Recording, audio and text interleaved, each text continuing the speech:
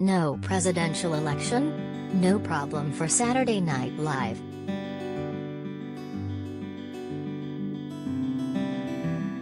Typically the media hoopla and high viewer interest from a national election year is a boon for NBC's sketch comedy institution, boosting ratings and sometimes even creativity. Just look at Tina Fey's legendary Sarah Palin sketches. If it's an election year, it's usually a good year for SNL.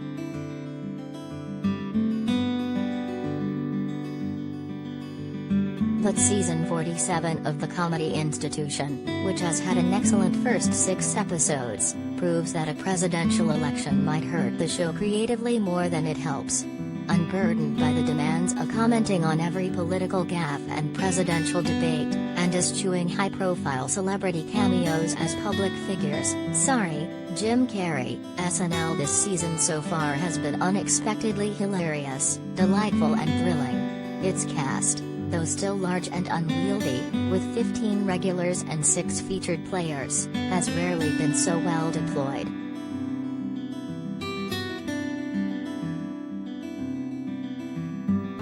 Sketches are topical, funny and downright weird, harkening back to the roots of the nearly half-a-century-old series.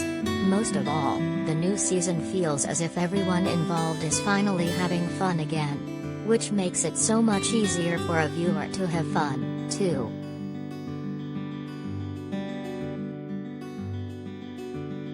SNL pokes fun at Ted Cruz vs. Big Bird feud in Sesame Street cold open sketch.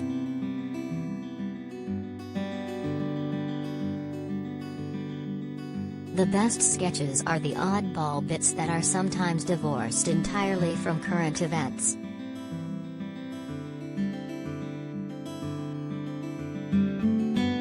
The Science Room sketch with Jason Sudeikis, a recurring bit from Cicely Strong and Mikey Day in which their annoying child characters ruin a PBS-style science show, relied on the strength of the performances from the actors. 3 surprisingly and delightfully unhinged pre-taped sketches from comedy group Please Don't Destroy featured a trio of the show's writers parodying the hard seltzer boom, making the worst phone calls to an ex-girlfriend ever and, last weekend, getting roasted by Pete Davidson and Taylor Swift. Kim Kardashian West even hosted a successful episode, especially with a sketch in which she, Cicely Strong and Punky Johnson played moms on a ladies' night they could barely stay awake to enjoy.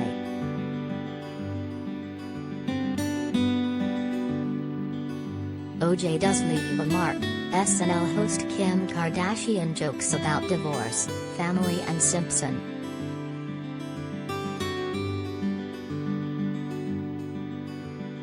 A focus on the strength of the regular cast, rather than A-list celebrities, is a refreshing reminder of just how talented these comedians are. Like last year, some cast members are being given time off to work on other projects, which is why Kate McKinnon has been absent so far this season, but even without its biggest star, SNL is thriving on the strength of a fine-tuned ensemble.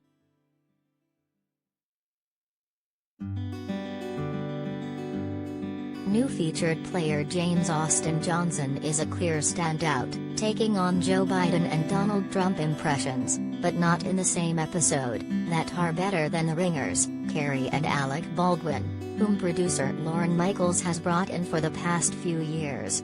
Chloe Fineman and Bowen Yang continue to steal the spotlight in every one of their sketches, and Fineman's celebrity impressions, from Jennifer Coolidge to Miley Cyrus, are startlingly accurate.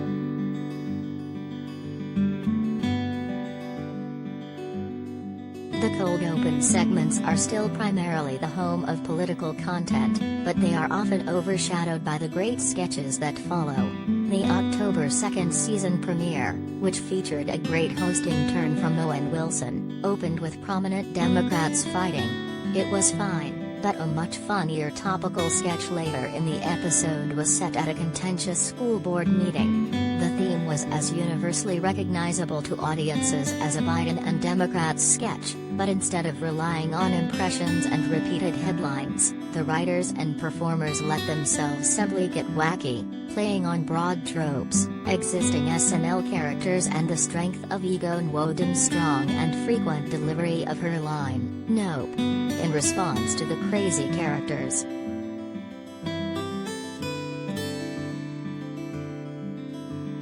But SNL hasn't lost all of its sharpness when it comes to politics. The writers and cast members are finding humor beyond sketches set in the Oval Office. Strong had the highlight of the season in the November 6 episode hosted by Succession star Kieran Culkin.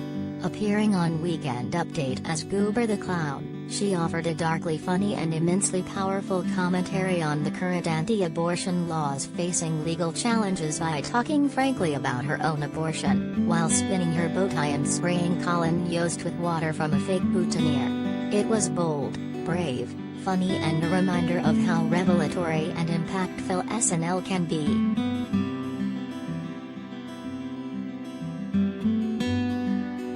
Politics will always be a part of SNL. In many ways it feels as though James Austin Johnson was hired to finally get a reliable Biden impersonator in the cast.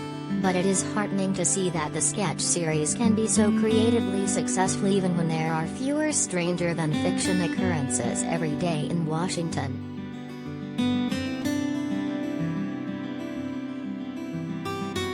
Sometimes it's nice to just sit back, turn off your brain and laugh.